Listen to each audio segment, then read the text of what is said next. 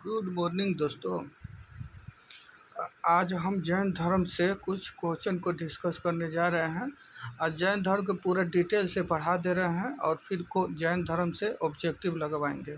ठीक है दोस्तों, मेरे चैनल को आप लोग सब्सक्राइब कीजिए, ठीक है। और डेली ऐसे ही वीडियो अपलोड करते रहेंगे और आप लोग के पास नोटिफिकेशन जाता रहेगा, ठीक है दोस्तों। चलिए अब आज हम जैन धर्म से क्वेश्चन को डील करने जा रहे हैं। देखिए जैन शब्द संस्कृति के जिन अर्थ से, माने जैन जो है, जैन शब्द संस्कृत के जिन शब्द से बना है, ठीक है। इसका अर्थ होता है विजेता। मम्मी का जैन का मुख्य केंद्र बिंदु हिंसा था, ठीक है। जैन का मुख्य केंद्र बिंदु हिंसा था। इस धर्म के संस्थापक ऋषभदेव को माना जाता है। इस धर्म के संस्थापक ऋषभदेव को माना जाता है। जैन धर्म के परिवर्तक तीर्थंकर कहलाते थे। तीर्थार्थों की संख्या 24 थी। जैन धर्म के संस्थापक ऋषभदेव को माना जाता है। जैन धर्म को परिवर्तक को तीर्थंकर कहा जाता है। जैन धर्म के टोटल तीर्थंकर 24 को हुए थे, जिसमें पहले तीर्थंकर ऋषभदेव थे और 24वें एवं अंतिम तीर्थंकर महावीर स्वामी थे, ठीक है दोस्तों। आपसे पूछेगा कि जैन शब्द का अर्थ क्या होता है, तो विजेता होता है। ये शब्द कहाँ से लिया गया है, तो जीन से लिया गया है, ठीक है, जीन से लिया गया है। जैन धर्म के संस्थापक ऋषभदेव को जैन धर्म के परिवर्तक और तीर्थंकर कहते हैं। जैन धर्म के तीर्थंकरों की कुल संख्या 24 है। और पहले तीर्थंकर ऋषभदेव थे और 23वें तीर्थंकर पार्श्वनाथ थे और अंतिम तीर्थंकर 24वें एवं अंतिम तीर्थंकर महावीर स्वामी थे, ठीक है दोस्तों। महावीर स्वामी थे। तो इतना तो समझ में आ गया होगा। हो गया। और जैन धर्म के वास्तविक संस्थापक किसको माना जाता है, तो महावीर स्वामी को, ठीक है। जैन धर्म के वास्तविक संस्थापक किसको माना जाता है, तो महावीर स्वामी को माना जाता है, ठीक है दोस्तों। अब थोड़ा महावीर स्वामी के बारे में हम थोड़ा डिस्कस कर लेते हैं, ठीक है। महावीर स्वामी के बारे में थोड़ा डिस्कस कर लेते हैं। महावीर स्वामी का जन्म 540 ईसा पूर्व में हुआ था, ठीक है। महावीर स्वामी का जन्म 540 ईसा पूर्व में हुआ था। कहाँ पर हुआ था? कुंडलग्राम वैशाली में हुआ था। इनके पिता का नाम सिद्धार्थ था। यह जात्र कुल के क्षत्रिय थे। इनके माता का नाम त्रिशाला था। महावीर स्वामी के माता का नाम त्रिशाला था और महावीर स्वामी के पत्नी के नाम यशोदा था और महावीर स्वामी के पुत्री के नाम प्रियदर्शनी था। और इनके महावीर स्वामी के जो दामाद थे, उनका दामाद का नाम था जामिल था, जो इनके प्रथम शिष्य हुए थे, ठीक है। और इसका शिष्य मखली गोखले थी, ठीक है, जो आजीवक संप्रदाय का संस्थापक थी, ठीक है। महावीर स्वामी अपना गृह कब त्यागे थे, तो 30 वर्ष के आयु में त्यागे थे और इनके ज्ञान के प्राप्ति 12 वर्ष के तपस्या के बाद ही हुआ था, ठीक है। इनके ज्ञान के प्राप्ति जामरुकी ग्राम त्रिजुबकुला नदी के तट पर साल वृक्ष के नीचे हुआ था। जो महावीर स्वामी अपना घर 30 वर्ष के आयु में छोड़े थे। महावीर स्वामी अपना घर 30 वर्ष के आयु में छोड़े थे और इनके ज्ञान प्राप्त हुआ था 12 वर्ष की तपस्या के बाद। और इनका ज्ञान प्राप्ति हुआ था जम्बुकी ग्राम त्रिजुबुकलका नदी के तट पर और इस साल वृक्ष के नीचे। ठीक है। इसका महावीर स्वामी का प्रथम उपदेश दिए थे राजगीर में और अंतिम उपदेश दिए थे पावापुरी में दिए थे। महावीर स्वामी जो उपदेश देते थे वो किस भाषा में देते थे? तो प्राकृत भाषा में देते थे। प्राकृत भाषा में ये देते थे। आपसे क्वेश्चन पूछेगा दोस्तों कि महावीर स्वामी अपना उपदेश किस भाषा में देते थे? तो प्राकृत भाषा में। इसी यहीं पर पूछ जाएगा कि गौतम बुद्ध अपना भाषा पर अपना उपदेश किस भाषा में देते थे? गौतम बुद्ध तो पाली भाषा में देते थे। देखिए, जैन धर्म और बौद्ध धर्म से कोई भी परीक्षा में 1 से 2 क्वेश्चन पूछबे करता है। इसलिए दोस्तों जैन धर्म बौद्ध धर्म को हम लोग थोड़ा लाइन बाय लाइन पढ़ लेते हैं। ठीक है, इतना तो आपको कहीं दिक्कत नहीं होगा ना। फिर से आपको रिपीट कर देते हैं। महावीर स्वामी का जन्म 540 ईस्वी में हुआ था। कहाँ हुआ था? तो कुंडलग्राम में। और कुंडलग्राम कहाँ पड़ता है? तो बिहार में पड़ता है। बिहार के वैशाली जिला में पड़ता है। इनके माता का नाम, इनके पिता का नाम सिद्धार्थ था और इनके माता का नाम त्रिशला था। इनके पत्नी का नाम यशोदा था। इनके पुत्री का नाम प्रियदर्शनी था। और इनके दामाद जो जमाली थे इनके प्रथम शिष्य बने थे। और ग्रीक त्याग कब किए थे? तो 30 वर्ष के आयु में। इनके ज्ञान के प्राप्ति कब हुआ था? तो 12 वर्ष के तपस्या के बाद। कहाँ पर हुआ था? तो त्रिजुबुकलका नदी के तट पर साल वृक्ष के नीचे। महावीर स्वामी प्रथम उपदेश कहाँ दिए थे? तो राजगीर में दिए थे। और अंतिम उपदेश कहाँ दिए थे? तो पावापुरी में दिए थे। और ये महावीर स्वामी जो थे ये अपना इनका जो उपदेश था किस भाषा में था? तो प्राकृत भाषा में था। ठीक है दोस्तों, इतना तो आप लोग चलेगा।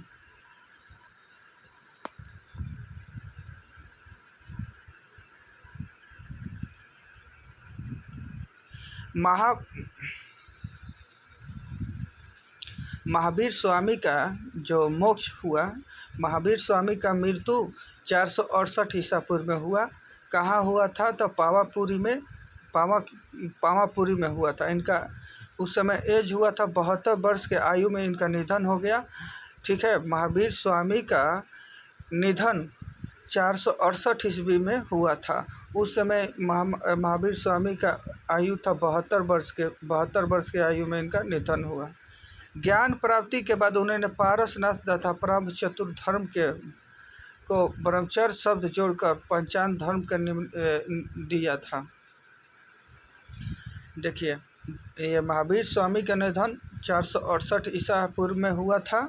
468 ईसा पूर्व में हुआ। ठीक है, हुआ था। और ये 72 वर्ष की आयु में इनका निधन हुआ है। ठीक है। और देखिए जैन, अब यहाँ से क्वेश्चन एक और पूछेगा कि जैन धर्म के पंचायन धर्म कौन से है? माने जैन धर्म के 5 गो धर्म था। का था? हिंसा था, सत्य था, आलोचना था, ब्रह्मचर्य था, उपासित था। माने अहिंसा के मतलब कि हिंसा नहीं करना चाहिए। सत्य के मतलब कि सादा सत्य बोलना चाहिए। अहस्तों के मतलब कि चोरी नहीं करना चाहिए। अपिग्रह के मतलब होता है कि किसी प्रकार का संग्रह नहीं होना चाहिए। और ब्रह्मचर्य के मतलब का कि ब्रह्मचर्य व्रत सखी से पालन करना होना चाहिए। जैन धर्म में 5 गो पंचांग धर्म माना जाता है। जो जैन धर्म के लोग हैं वो 5 गो धर्म का प्रयोग करते थे। कौन कौन? हिंसा, सत्य, असत्य, अपिग्रह, ब्रह्मचर्य, ये शिक्षक मानते थे। ठीक है दोस्तों, तो आप लोग देखिए दोस्तों, ये महावीर स्वामी जो थे इनका जन्म 540 ईस्वी पूर्व में हुआ था। इनका जन्म कुंडल ग्राम वैशाली में हुआ था। इनके पिता का नाम सिद्धार्थ था, इनके माता जी का नाम त्रिशाला था, इनका पत्नी का नाम जसोथा था और इनके पुत्री का नाम प्रियदर्शनी था। इसका दामाद का नाम जामाली था और इनका शिष्य का नाम मखली गोसले थे। उनका गृह त्याग किया था 30 वर्ष की आयु में और ज्ञान प्राप्ति हुआ था 12 वर्ष की आयु में। इनके इनके ज्ञान प्राप्ति हुआ था तिरुजुपालिका नदी के तट पर साल वृक्ष के नीचे। ठीक है, साल वृक्ष के नीचे। इसके महावीर स्वामी अपना प्रथम उपदेश दिए थे राजगीर में। इनका अंतिम उपदेश था पावापुरी में। ठीक है दोस्तों, पावापुरी में था।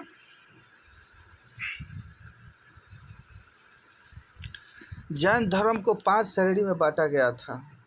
आपसे पूछेगा कि जैन धर्म को कितने श्रेणी में बांटा गया था दोस्तों, तो जैन धर्म को 5 श्रेणी में बांटा गया था। पहला श्रेणी का है कि तीर्थंकर, दूसरा है आहत, तीसरा है आचार्य और चौथा है उपाध्याय और 5वां है साधु। तो देखिए, तीर्थंकर का अर्थ होता है वह जिसे मोक्ष की प्राप्ति की हो। अर्थों का मतलब होता है कि वह जो निर्माण के प्राप्ति की ओर अग्रसर हो। और आचार्य का मतलब होता है कि जैन भिक्षुओं के समूह का प्रमुख हो। उपाध्याय का मतलब होता है कि जैन धर्म का शिक्षक। और साधु का मतलब होता है कि सारे जैन भिक्षु। इसका अर्थ होता है दोस्तों। देखिए दोस्तों, जैन दर्शन माने कि जैन धर्म के भी कुछ दर्शन थे। क्या क्या दर्शन था कि त्रिरत्न। इनके त्रिरत्न थे। काची काची त्रिरत्न था भाई? जैन धर्म का 3 गो रत्न था। कौन कौन 3 रत्न था दोस्तों? तो ये आपका 3 रत्न था: सम्यक ज्ञान, सम्यक दर्शन और सम्यक आचरण। जैन धर्म में 3 गो रत्न था। कौन कौन 3 रत्न था? सम्यक ज्ञान, सम्यक दर्शन, सम्यक आचरण। अच्छा, जैन धर्म में लोग पुनर्जन्म एवं कर्मवाद में विश्वास करते थे। जैन धर्म लोग पुनर्जन्म और कर्मवाद में विश्वास करते थे। मोक्ष की बाधा इनकी आत्मा थी। संसार के अवास्तविकता को स्वीकार करते थे। ठीक है, जैन धर्म में ईश्वर की स्वीकृति के प्रकोपित थे। माने कि जैन धर्म ईश्वर पर मैंने विश्वास नहीं करते थे। जैन धर्म में युद्ध और कृषि दोनों वर्जित था, क्योंकि दोनों से जीवों के प्रति हिंसा होती थी। देखिए, जैन धर्म में युद्ध भी करना और कृषि भी करना वर्जित था, क्योंकि युद्ध करते थे तो आदमी को क्षतिग्रस्त होता था और कृषि करने से जीव जंतु को भी क्षतिग्रस्त होता था। ये दोनों वर्जित था। जैन धर्म में 2 चीज़ का वर्जित था: युद्ध करना भी वर्जित था और कृषि करना भी वर्जित था। इसलिए जैन धर्म में दोनों जीव से वर्जित था कि दोनों जो देखिए, युद्ध करोगे तब माने कि एक व्यक्ति को एक दूसरे को मार काट होने से क्षतिग्रस्त होता था और कृषि करने से जीव जंतु को भी क्षतिग्रस्त होता था। इसलिए ये जैन धर्म में 2 चीज़ों से वर्जित था। ठीक है दोस्तों, 2 चीज़। ये महत्वपूर्ण क्वेश्चन है यहाँ से कि आपसे पूछेगा कि जैन धर्म में 2 चीज़ कौन कौन से वर्जित था। जैन धर्म के लोग अपने आप को 2 चीज़ से वर्जित रखते थे: युद्ध से और कृषि से। दोनों धर्म से वर्जित रहते थे कि ये दोनों चीज़ जो करेगा वो जैन धर्म में शामिल नहीं होगा। ठीक है, जैन संहिता का आगमन सिद्धांत कहा जाता है। इसमें 12 अंग है। जैन धर्म में 12 गो अंग है, 12 उपांग है, 10 प्रकीर्णन है और 6 छेद सूत्र है और 4 मूल सूत्र हैं। ठीक है, देखिए, आपसे पूछेगा कि जैन संहिता में कितने अंग हैं, तो 12 गो अंग हैं। उपांग कितने हैं, तो 12 गो उपांग हैं। और परिकीर्णन को अंग हैं, तो 10 गो परिकीर्णन है। और छेद सूत्र को अंग है, तो 6 गो। और मूल सूत्र को अंग है, तो 4 गो। इतना याद करना है। कल्प सूत्र को भद्रबाहु है। देखिए, भगवती सूत्र महावीर के जीवन का प्रकाश 16 महाजन पदों का उल्लेख है। भगवती सूत्र में महावीर के जीवन का प्रकाश 16 महाजन पद में उल्लेखित है। ठीक है दोस्तों, 16 महाजन में आपसे और यहाँ से जैन धर्म में दो संगतियाँ हुई थी। जैन धर्म में दो संगतियाँ हुई थी। प्रथम संगति पाटलिपुत्र में हुआ था जो बिहार में है, और इसका अध्यक्ष स्थूलभद्र थे। प्रथम संगति कब हुई थी? तो 300 ईसा पूर्व से 298 ईसा पूर्व में। ठीक है, देखिए आपसे पूछेगा कि जैन धर्म के प्रथम संगति कहाँ हुई थी, तो पाटलिपुत्र में हुआ था। तो पाटलिपुत्र कहाँ पड़ता है? तो बिहार में। जैन धर्म के प्रथम अध्यक्ष कौन थे? तो स्थूलभद्र थे। तो जैन धर्म के प्रथम संगतियाँ कब हुई? तो 300 ईसा पूर्व से 298 ईस्वी पूर्व में। जैन धर्म के जब प्रथम संगति हुई थी तो उसका परिणाम क्या हुआ कि जैन धर्म के दो भागों में विभाजित हो गया। जैन धर्म के जो प्रथम संगति हुई थी 300 ईसा पूर्व से 298 ईसा पूर्व में, तो ये जैन धर्म दो भागों में बट गया, दिगंबर में और श्वेतांबर में। ठीक है, जैन धर्म के पहले ही जो जैन संगीतियाँ जो प्रथम बार हुई थी, जो पाटलिपुत्र में हुआ था, जो ये दो भाग में बट गया, दिगंबर और श्वेतांबर में। तो ये 300 ईसा पूर्व में हुआ था। और द्वितीय बलुई में जो गुजरात में हुआ था, कब हुआ था? तो 512 ईस्वी में। ठीक है, इसमें बिखरे ग्रंथों का संकलन है तथा 12 उपंगों की रचना है। आपसे पूछेगा कि जैन धर्म में, दोस्तों आपसे पूछेगा कि जैन धर्म कब हुआ, जैन धर्म की द्वितीय संगति कब हुई थी? तो 512 ईस्वी में हुई थी। और इसका अध्यक्ष कौन था? तो देवाधिरी थे। ठीक है, कहाँ पर हुआ था? तो गुजरात के बलुई में हुआ था। और इसमें 12 उपंगों की चर्चा की गई है। ठीक है, इसमें 12 उपंगों की चर्चा की क्वेश्चन पूछ देगा कि श्वेतांबर और दिगंबर में अंतर क्या है। आपसे पूछेगा दोस्तों कि जैन धर्म के दो चीज़ में, जैन धर्म प्रथम संगति जब हुआ था तो पाटलिपुत्र में हुआ था, तो दो भाग में बट गया था, श्वेतांबर और दिगंबर में। तो देखिए, श्वेतांबर के मतलब होता है श्वेतांबर में इसकी स्थूलभद्र आरंभ किए थे, और दिगंबर को भद्रबाहु आरंभ किए थे। तो श्वेतांबर के लोग श्वेत वस्त्र पहनते थे, और दिगंबर में लोग निवस्त्र रहते थे, माने कि नंगे रहते थे। महिलाओं के मोछ मिल सकता था, और दिगंबर में महिलाओं को मोछ नहीं मिलता था। माने श्वेतांबर में महिला प्रवेश करती थी, लेकिन दिगंबर में महिला प्रवेश नहीं करती थी। और इसके अनुसार श्वेतांबर में महावीर स्वामी विवाहित थे, लोग दिगंबर में इसके अनुसार स्वामी को अविवाहित माना जाता था। देखिए, यही इंसा था कि जैसे कि मेन, देखिए श्वेतांबर जब दिगंबर में जब बटवट हुआ प्रथम संस्कृति में, तो इसका मूल पहचान था कि श्वेतांबर लोग श्वेत वस्त्र पहनेंगे और दिगंबर लोग वस्त्र को नहीं पहनेंगे। श्वेतांबर में महिला भी रह सकती है, और दिगंबर में महिला नहीं रह सकती है। और इसके अनुसार श्वेतांबर में माने कि विवाह कर सकते हैं लोग, लेकिन दिगंबर में विवाह नहीं कर सकते हैं लोग। ठीक है दोस्तों, इसका मूल मंत्र यही है। देखिए, इसका मेन पॉइंट ये वाला है, इसका ये है और ये है। इसमें महिला श्वेतांबर में महिला भाग ले सकती है, लेकिन दिगंबर में महिला भाग नहीं ले सकती है। लेकिन श्वेतांबर में लोग विवाहित भी भाग ले सकते हैं, लेकिन दिगंबर में अविवाहित ही केवल भाग लेंगे। यही अंतर है, और कोई अंतर नहीं है दोस्तों। ठीक है, देखिए यहाँ पर आपको क्वेश्चन बनेगा कि दोस्तों कि ऋषि तीर्थंकर के कुछ पहचान चिन्ह प्रतीक चिन्ह भी था। देखिए देखिए आपको बता रहे हैं कि जैन धर्म के तीर्थंकर उनके प्रतीक चिन्ह ऋषभ देव का प्रतीक चिन्ह का था तो बैल था। आदि अजितनाथ का प्रतीक चिन्ह का था तो हाथी था। और संभवनाथ का प्रतीक चिन्ह का था अश्व था। महावीर स्वामी का प्रतीक चिन्ह था का सिंह। और पार्श्वनाथ का प्रतीक चिन्ह था सर्प।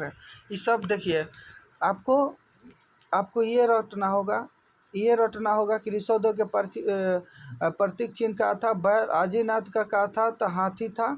संभवनाथ का अश्व और नीचे से दूगो। महावीर स्वामी का प्रतीक चिन्ह सिंह और पार्श्वनाथ का सर्प। ये दो ऊपर से 3 गो नीचे से 2 गो याद करना है दोस्तों, ज़्यादा के फेरा में नहीं पढ़ना है। महत्वपूर्ण को क्वेश्चन को पढ़ते चलिए।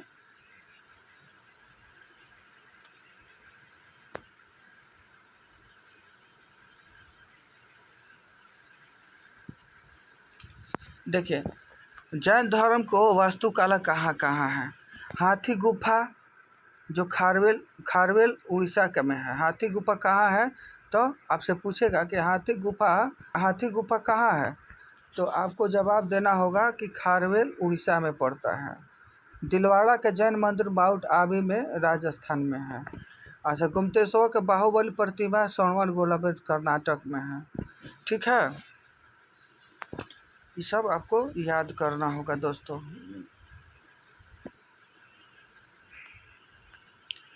देखिए आप लोग का यही सब याद करना है। अभी सब नीचे ही सब नहीं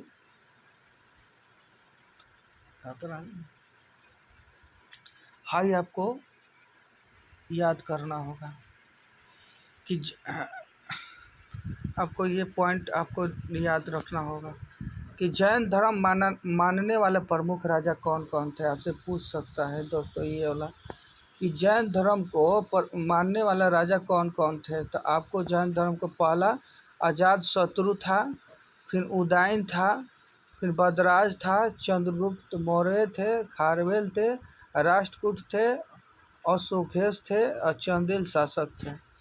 देखिए ये पॉइंट आपको याद रखना होगा कि जैन धर्म को मानने वाले प्रमुख राजा कौन कौन थे। तो अजातशत्रु, उदयन, चंद्रगुप्त मौर्य, खारवेल, राष्ट्रकूट, चंदेल शासक, ये सब महत्वपूर्ण नाम है जो आपको याद रखना होगा। ठीक है दोस्त, गुजरात के चालुक वंश के राजा जैन धर्म को सर्वाधिक व्यापार वर्ग के बीच फैलाए थे। आप ये सब भी याद रखना होगा दोस्तों। ठीक है दोस्तों, देखिए दोस्तों हम आप लोग सपोर्ट करिएगा ना तो हम आपको डेली कुछ न कुछ आप लोग का लूसेंट से चाहे जो कुछ लूसेंट से ही आप लोग के हम शेयर करेंगे ताकि आप लोग मेरे को सपोर्ट कीजिए।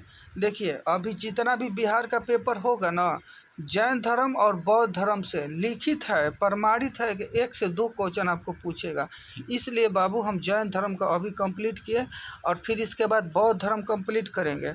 ऐसे ही जैन धर्म बौद्ध धर्म धीरे धीरे सब चैप्टर को कंप्लीट कर देंगे दोस्तों। आप लोग मेरे को सपोर्ट कीजिए और मेरे चैनल को सपोर्ट कीजिए और मेरे चैनल पर जाके सब्सक्राइब कर दीजिए। और ताकि आप लोग हमको केवल सब्सक्राइब कीजिए और लाइक कीजिए और हम आप लोग को डेली कुछ न कुछ वीडियो अपलोड करते रहेंगे दोस्तों। ठीक है, आप लोग सपोर्ट कीजिए भाई। आप लोग सपोर्ट कीजिएगा तो आपका छोटा भाई या बड़ा भाई आप लोग को और कुछ देगा और कुछ पढ़ाएगा।